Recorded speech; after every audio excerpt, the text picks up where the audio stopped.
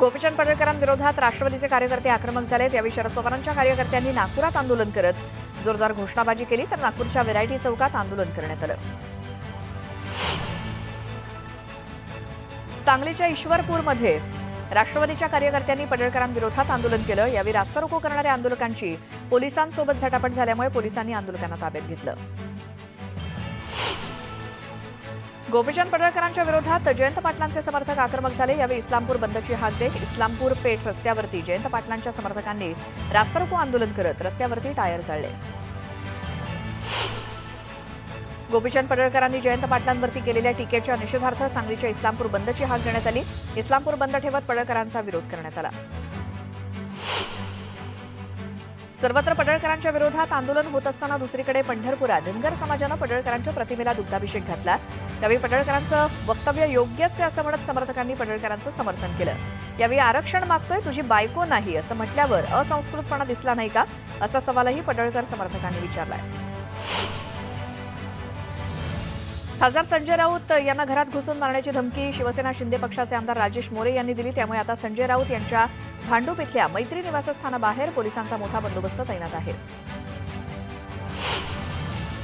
खासदार संजय राऊतांना धमकी देणाऱ्या शिवसेना आमदार राजेश मोरे यांच्या विरोधात ठाकरे गटाच्या महिला पदाधिकारी आक्रमक झाल्या।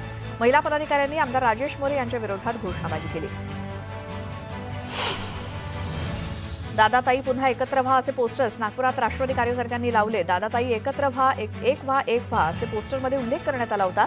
झालं गेलं गंगेला मिळू द्या, नतमस्तक होऊन विनंती करतो असंही पोस्टरमध्ये लिहिण्यात आलं होतं। भंडाऱ्याचे पालकमंत्री पंकज भोयर यांनी उद्या जनता दरबाराचं आयोजन केलंय। यावेळी नागरिकांच्या समस्या ऐकून त्यावरती त्वरित मार्गदर्शन आणि समस्यांचं निराकरण करण्यात येणार आहे। रत्नागिरीमध्ये स्थानिक स्वराज्य संस्था निवडणुकांचे पडघम वाजायला सुरुवात झाली आहे। रत्नागिरी नगर परिषदेच्या निवडणुकीच्या दृष्टीनं भाजपच्या माजी नगरसेवकांनी मोर्चे बांधणीला सुरुवात केली। यावेळी स्वच्छता कर्मचाऱ्यांना त्यांनी स्वच्छता साहित्याचं वाटप केलं। जळगावच्या धरणगावात राष्ट्रवादी शरद पवार पक्षाकडून पडळकरांच्या विरोधात निषेध आंदोलन करण्यात आलं। जयंत पाटलांवरती केलेल्या वक्तव्याच्या निषेधार्थ शरद पवार गटाचे कार्यकर्ते आक्रमक झाले। भिवंडीत युवक काँग्रेसच्या वतीनं वोट चोर गद्दी छोड या बॅनरखाली पालिकेच्या मुख्य गेट समोर स्वाक्षरी मोहीम राबवून जोरदार निदर्शनं करण्यात आली। यावेळी वोट चोर गद्दी छोड, नोकरी चोर गद्दी छोड अशा घोषणा देण्यात आल्या। परभणी जिल्ह्यातील कौसडे येथील ग्रामपंचायत सरपंच पदावरनं उच्च न्यायालयामध्ये औरंगाबाद खंडपीठात सुरू असलेल्या खटल्याचा निर्णय आलेला आहे। न्यायालयानं शेख मोबिन अब्दुल करीम यांची योग्य निवड असल्याचा निकाल दिला आणि समर्थकांनी गावात मोठा जल्लोष करत मिरवणूक काढली। बदलापूर शहरातील वडवली, राहटोली, बारवी धरण याकडे जाणाऱ्या मुख्य रस्त्याची अक्षरशः चाळण झाली आहे। बदलापूर, अंबरनाथ पालिका आणि MIDC प्रशासन या तीनही प्रशासनाच्या हद्दीच्या वादामुळे या रस्त्याकडे दुर्लक्ष केलं जात आहे। त्यामुळे खड्डे कोण भरणार या वादात रस्त्यांची दुरुस्ती केली जात नाही। परिणामी पावसाळ्याचे 4 महिने अशा खड्डेमय रस्त्यातून नागरिकांना प्रवास करावा लागतोय। नाशिक जिल्ह्यातील ग्रामीण भागात कांद्याच्या दरातील घसरणीचा मुद्दा चांगलाच तापलेला आहे। येवल्यापाठोपाठ आता मालेगावात सुद्धा कांदा उत्पादक शेतकरी आक्रमक झाले। डोक्याला काळ्या फिती बांधत रस्त्यावरती कांदा फेकत मालेगाव सुरत महामार्ग रोखण्यात आला। कांद्याच्या भावात घसरण सुरू आहे। कांद्याला कवडीमोल भाव मिळत असल्यामुळे शेतकऱ्यांच्या संतापाचा उद्रेक झालाय।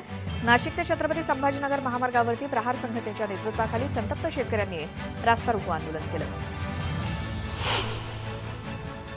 कांद्याच्या प्रश्नावर शेतकरी आक्रमक झाले। जिल्ह्याच्या ग्रामीण भागात रयत क्रांती संघटनेच्या कार्यकर्त्यांनी कांद्याचा ट्रक रोखला। नाफेडनं खरेदी केलेला कांदा स्थानिक बाजारपेठेत विक्री करू नये अशी मागणी करण्यात आली। यापुढे पुन्हा नाफेडच्या कांद्याची वाहतूक केली तर ट्रक जाळून टाकण्याचा इशारा देण्यात आला। अमरावती जिल्ह्यात पावसानं जोरदार हजेरी लावल्यामुळे शेतकऱ्याच्या पिकाचं मोठ्या प्रमाणात नुकसान झालं। मात्र नुकसानीची दखल न घेतल्यामुळे शेतकऱ्यांना अनोखा निषेध केलाय। पिकावरती रोटाव्हेटर फिरवण्यासाठी चक्क कार्यक्रमाचं निमंत्रण पत्रक छापत कृषी विभागावरती संताप व्यक्त केला। प्रशिक्षण पूर्ण झाल्यानंतर सहाय्यक पोलीस आयुक्तांच्या बदल्या करण्यात आल्या। यात छत्रपती संभाजीनगरात 3 सहाय्यक पोलीस आयुक्तांची बदली करण्यात आली। अवघ्या 2 दिवसांवरती आलेल्या नवरात्रोत्सवासाठी देवीच्या मूर्ती तयार करण्याची लगबग देहूतल्या कुंभारवाड्यात बघायला मिळते। शहरातील विविध भागात नवरात्रोत्सवाची जोरदार तयारी सुरू झाली आहे। नंदुरबारमधील तळोदा तालुक्यातील आमलाड इथे आदिवासी समाजानं रास्तारोको आंदोलन केलं. हैदराबाद गॅझेट लागू होणार असल्यामुळे बंजारा आणि धनगर समाजाला आदिवासी आरक्षणात समाविष्ट करू नये अशी मागणी करण्यात आली.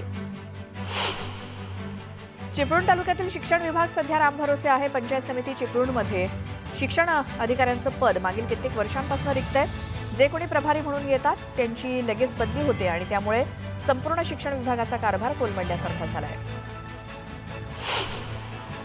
शिर्डीत साईबाबांचा 15 ऑक्टोबर 1918 साली महानिर्वाण झालं होतं. त्यामुळे 15 ऑक्टोबर या दिवसाची नोंद राष्ट्रीय कॅलेंडरमध्ये व्हावी यासाठी दिल्लीतील सिद्धपीठ संस्थेच्या वतीनं शिर्डीत महामंथन पार पडलं. सांगलीत कृषी उत्पन्न बाजार समिती आणि पणन मंडळाकडून फळ महोत्सवाचं आयोजन करण्यात आलंय. सांगलीतील स्थानिक फळांना मार्केट उपलब्ध व्हावं यासाठी जिल्ह्यातील या फळ महोत्सवाचं आयोजन करण्यात आलंय. गोंदिया जिल्ह्यातील कोहमारा वनपरिक्षेत्रातील राका, पळसगाव, पिपरी आणि भदुटोला या गावांमध्ये सध्या वाघाच्या दहशतीने शेतकरी शेतात जाण्यास सुद्धा घाबरत आहेत. अलीकडेच एका शेतकऱ्यावरती वाघानं हल्ला करून त्याला गंभीर जखमी केलंय. वनविभागानं ड्रोनच्या सहाय्यानं परिसराची पाहणी केली, मात्र वाघ अजूनही मोकाट आहे. खराडी येथील नवनाथपंथी दफनभूमी आणि मुस्लिम कब्रस्तानच्या पार्किंगची जागा केशवनगर खराडी नदीवरील पुलासाठी जाणार आहे. म्हणून कब्रस्तानच्या पूर्वेकडील दुसरी जागा पुणे महानगरपालिकेनं पार्किंगसाठी उपलब्ध करून द्यावी. तोपर्यंत इथल्या रस्त्याचं काम थांबवावं अशी मागणी करत मुस्लिम आणि नवनाथपंथी समाजानं आंदोलन केलं. साताऱ्यातील सोमनाथ जाधव या शिक्षकानं एक खास शैक्षणिक ॲप तयार केलंय, ज्यामुळे पालकांना आपल्या मुलांच्या प्रत्येक हालचालीवरती लक्ष ठेवणं सोपं होणार आहे.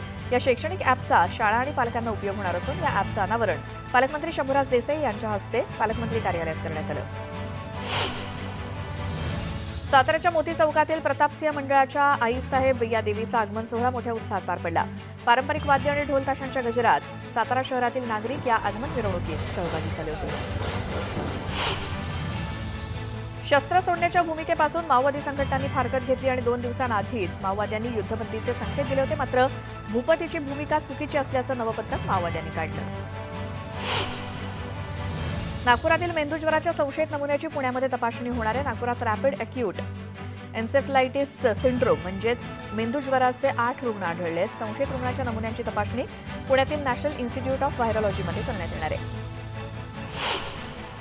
रत्नागिरी जिल्ह्यातल्या दापोली तालुक्यात विश्वकर्मा जयंती मोठ्या उत्साहात साजरी करण्यात आली. पारंपरिक विधी पार पडल्यानंतर ढोल ताशांच्या गजरात मिरवणूक काढण्यात आली. जळगावच्या चोपड्यात राज्य निवडणूक आयोगाच्या आदेशानुसार मतदार पडताळणीला सुरुवात झालेली आहे. 2002च्या मतदार यादीतील मतदार आणि त्यांच्या अनुक्रमांक आणि 2024च्या मतदार यादीतील अनुक्रमांक यांची पडताळणी करण्यात येते. सोलापूरकरांची हवाई सेवेची दीर्घ प्रतीक्षा संपली असून येत्या 15 ऑक्टोबरपासून सोलापूर विमानतळावरून सोलापूर मुंबई आणि सोलापूर बेंगळुरू या 2 मार्गावरती नियमित प्रवासी विमानसेवा सुरू होणार आहे. त्यासाठीची बुकिंग प्रक्रिया आजपासून सुरू होईल. तुळजापूरमधील बसस्थानकाचं नाव आता श्री तुळजाभवानी बसस्थानक करण्यात आलं, तर जुन्या बसस्थानकाचं नाव छत्रपती संभाजी महाराज बसस्थानक असं करण्यात आलंय. परिवहन मंत्री प्रताप सरनाईक यांनी या बसस्थानकाचं नाव बदलण्याचं आश्वासन दिलं होतं. नांदेड पनवेल एक्सप्रेसमध्ये पोलीस असल्याची बतावणी करून प्रवाशांना लुटणाऱ्या तोतयाला प्रवाशांनी पोलिसांच्या ताब्यात दिलं. पोलिसांनी त्याला समज देऊन सोडून दिलं. राज्यभरात झालेल्या अतिवृष्टीमुळे शेतकऱ्यांचं शेतीचं अतोनात नुकसान झालंय. मात्र अद्यापही सरकारकडनं मदत काही जाहीर झालेली नाही किंवा पंचनामे सुद्धा झालेले नाहीत. त्यामुळे सरकारनं तातडीनं पंचनामे करून शेतकऱ्यांना दिलासा द्यावा अशी मागणी अजित नवलेंनी केली. सोलापूरच्या अक्कलकोट तालुक्यात मुसळधार पाऊस बरसला. सतत पडणाऱ्या पावसामुळे शेतकऱ्यांच्या शेतात पाणीच पाणी झालंय. शिरवळ बाजूला गावाजवळील रस्ता देखील वाहून गेलाय. गंगापूर तालुक्यातील शिल्लेगाव परिसरात पावसानं हाहाकार माजवलाय. त्यामुळे मोठ्या प्रमाणात नुकसान झालंय. जवळपास 200 एकर शेतात पाणी साचल्यामुळे शेतकरी हवालदिल झालाय. टोमॅटोच्या शेतात सर्वत्र चिखल झाल्यामुळे टोमॅटो पीक पूर्णपणे उद्ध्वस्त झालंय. धाराशिव जिल्ह्याला पावसानं चांगलं झोडपून काढलं. त्यामुळे गाजराचं गाव म्हणून प्रसिद्ध असलेल्या भाणगाव या गावातील गाजर उत्पादक शेतकरी आर्थिक अडचणीत सापडलाय. गाजर पिकाचं मोठं नुकसान झाल्यामुळे शेतकरी अडचणीत सापडलाय. अतिवृष्टीमुळे बीडच्या सौताडा घाटातील रस्ता खचलाय. त्यामुळे वाहतूक काही काळ ठप्प झाली. वाहतूक सुरळीत करण्याचं काम सुरू आहे. पाटोदा जामखेड या रस्त्याचं काम सुरू आहे. त्यामुळे जामखेडकडे जाणारी आणि बीडकडे येणारी बसेस साकत पाटोदा मार्गे पाठवण्यात याव्यात अशी मागणी केली जाते. धाराशिवच्या भूम तालुक्यात जिल्ह्यात 2 दिवसात झालेल्या अतिवृष्टीमुळे सोयाबीन उत्पादक शेतकरी अडचणीत आलाय. साबळेवाडीचा तलाव अचानकपणे फुटल्यामुळे परिसरातील शेतात पाणीच पाणी झालंय. कर्जत जामखेड तालुक्यात झालेल्या अतिवृष्टीमुळे शेती आणि जनजीवन विस्कळीत झालंय. अनेक ठिकाणी हातात आलेली पिकं पाण्यासोबत वाहून गेल्यामुळे शेतकरी हतबल झालाय. या भागात आमदार रोहित पवार यांनी पाहणी केली, तर शासनानं तातडीनं पंचनामे करून शेतकऱ्यांना मदत द्यावी अशी मागणी केली. बुलढाण्यातील लोणार सरोवराची पातळी महिन्याभरापासून वाढलेली आहे. परिसरातील 12 मंदिरं पाण्याखाली गेली आहेत, तर सरोवराच्या आतील काठावरती असलेल्या कमळजा माता मंदिराच्या ओट्यापर्यंत पाणी आल्यामुळे यंदाच्या नवरात्रोत्सवावरती जलसंकट ओढवलंय. सप्टेंबरच्या पहिल्या आठवड्यापासून सुरू असलेल्या अतिवृष्टीमुळे राज्यातील बळीराजाच्या तोंडचं पाणी पळालंय. या पावसानं राज्यभरात पिकांचं मोठं नुकसान झालंय. कोरड्या दुष्काळाचा सातत्यानं सामना करत असलेल्या मराठवाड्यात यंदा ओल्या दुष्काळाचं संकट गडद झालंय. विदर्भात 7 लाख हेक्टरला फटका बसलाय, तर पश्चिम महाराष्ट्र आणि उत्तर महाराष्ट्रात फळबागांचं मोठं नुकसान झालंय.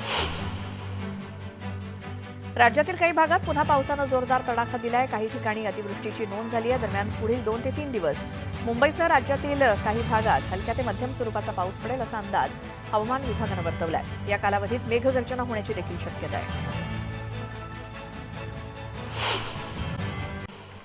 पुणे नाशिक महामार्गावर नारायणगाव बायपासवरती सीएनजी गॅस वाहतूक करणाऱ्या वाहनातनं गॅसची गळती सुरू झाली. अचानक गॅस गळती सुरू झाल्यामुळे नागरिकांमध्ये भीतीचं वातावरण निर्माण झालं आणि काही वेळातच या गॅस गळतीवरती नियंत्रण मिळवण्यात यश आलं असलं तरी गॅस गळतीचं कारण मात्र समजलेलं नाही. पुण्यात एकीकडे गुंडांचा गँगवॉर सुरू असताना येरवडा पोलिसांनी रेकॉर्डवरील 2 गुंडांची धिंड काढली. त्यामुळे या गुंडांना चांगलीच अद्दल गोठवली आहे. श्रीरामपूर तालुक्यातील भगतसिंग चौकात काही अज्ञातांनी घराबाहेर लावलेल्या जवळपास 8 वाहनांची तोडफोड केली. 2 गटातील वादानंतर वाहनांची तोडफोड करण्यात आल्यामुळे नागरिकांमध्ये भीतीचं वातावरण आहे. नवी मुंबईतील अपहरण प्रकरणातील खेडकरच्या ड्रायव्हरला नवी मुंबई पोलिसांनी धुळ्यातनं अटक केली. नवी मुंबई पोलिसांच्या 4 पथकांनी खेडकरचा वाहनचालक प्रफुल्ल साळुंखे याला धुळ्यातनं अटक केली.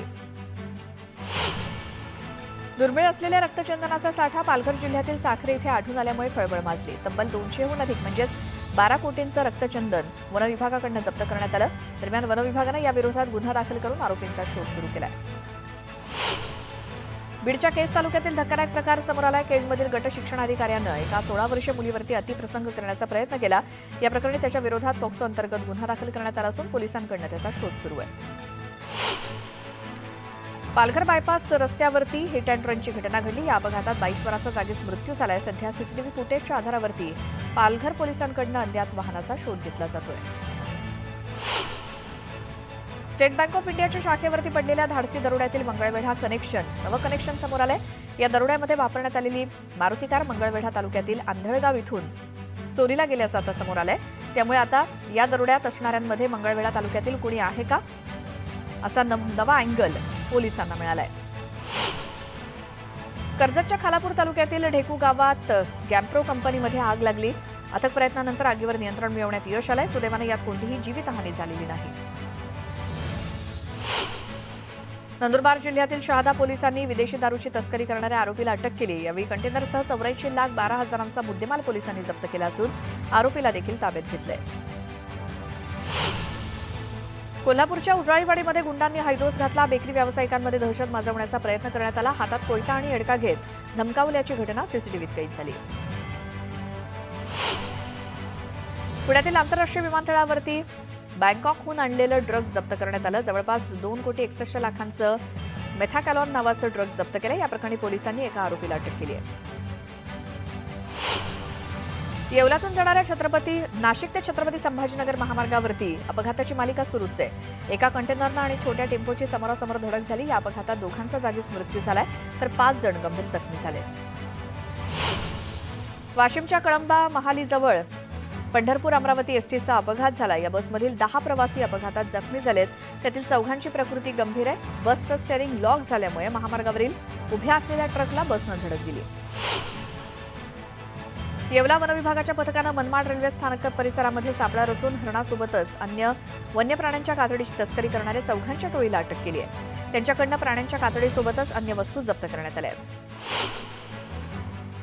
नाशिक मुंबई महामार्गावरील स्टेट बँक परिसरात 2 तरुणींचा धिंगाणा बघायला मिळाला. व्हिडिओमध्ये 2 तरुणी एका इसमाला मारहाण करतायत. त्यानंतर 2 तरुण येऊन या मुलींना समजावून घेऊन जातानाचा हा व्हिडिओ आहे. विजयदुर्ग गिरिये इथे खोल समुद्रात नौका बुडून दुर्घटना घडली. हवामान विभागाच्या वादळी वाऱ्याच्या सूचना मिळाल्यानंतर नौका देवगड बंदरामध्ये परत येत असताना अचानक सुरू झालेल्या वादळी वाऱ्यामुळे मासेमारीसाठी गेलेली नौका बुडून अपघात झाला. 7 खलाशांना वाचवण्यात यश आलंय. मध्य रेल्वेच्या ठाणे आणि कल्याण स्थानकादरम्यान अप आणि डाऊन जलद मार्गावरती मेगा ब्लॉक घेण्यात येणार आहे. हा ब्लॉक रविवारी सकाळी 10:40 पासून ते दुपारी 3:40 या 5 तासांच्या कालावधीत घेतला जाईल. ब्लॉक कालावधीत सीएसएमटी ते कल्याण दरम्यानच्या लोकल, ठाणे ते कल्याण दरम्यान धीम्या मार्गावरती वळवण्यात येतील.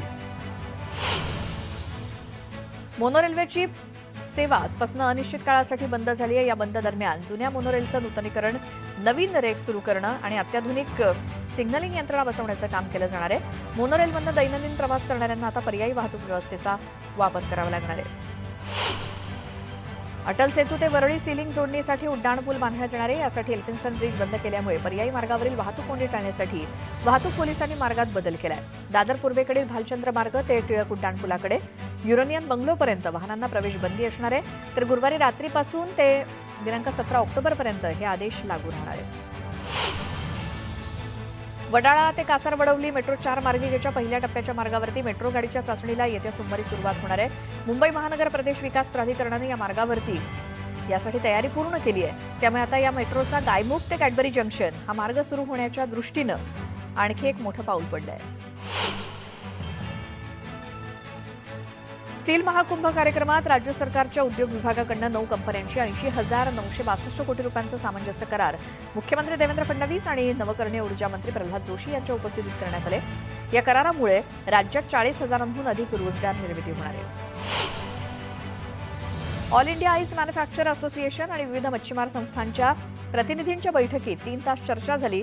चर्चेअंती मच्छीमारांना पुरवठा करणाऱ्या बर्फाच्या दरामध्ये टनामागे 85 ऐवजी 65 रुपये वाढीला मान्यता दिल्यामुळे बर्फ पुरवठा बंद करण्याचा निर्णय मागे घेण्यात आलाय. या निर्णयामुळे हजारो मच्छीमार आणि बर्फ वितरकांनी सुटकेचा निश्वास सोडलाय. जिल्हा परिषदांची गटरचना आणि आरक्षण ठरवण्याच्या पद्धतीला आव्हान देणाऱ्या याचिका मुंबई उच्च न्यायालयाच्या नागपूर आणि औरंगाबाद खंडपीठानं शुक्रवारी फेटाळल्यानंतर आता जिल्हा परिषद, पंचायत समिती या निवडणुकांचा मार्ग जवळपास मोकळा झालाय. त्यामुळे आधी जिल्हा परिषद निवडणुकांचा बार उडेल असं चित्र आहे. हिमाचल प्रदेशात मुसळधार पावसानं कहर केला असून आतापर्यंत 427 जणांचा मृत्यू झालाय तर 475 कोटी रुपयांपेक्षा जास्त नुकसान झालंय. पाटणामध्ये मुसळधार पावसामुळे परिस्थिती आणखी बिकट झाली आहे. जीपीओ जवळील पाण्यानं भरलेल्या खड्ड्यात एक कार पडली. क्रेननं कार बाहेर काढण्यात आली. मुसळधार पावसानंतर वडोदरामध्ये पूरसदृश्य परिस्थिती निर्माण झाली. मैदानांमध्ये गुडघ्यापर्यंत पाणी भरलं. शहरातील अनेक गरबा मैदानं पाण्याखाली गेली आहेत. सुरतमध्ये पावसामुळे रहिवाशांच्या समस्या वाढल्या आहेत. अनेक घरात पाणी शिरले आणि रस्त्यावरती पाणी साचल्यामुळे वाहनं थांबली आहेत.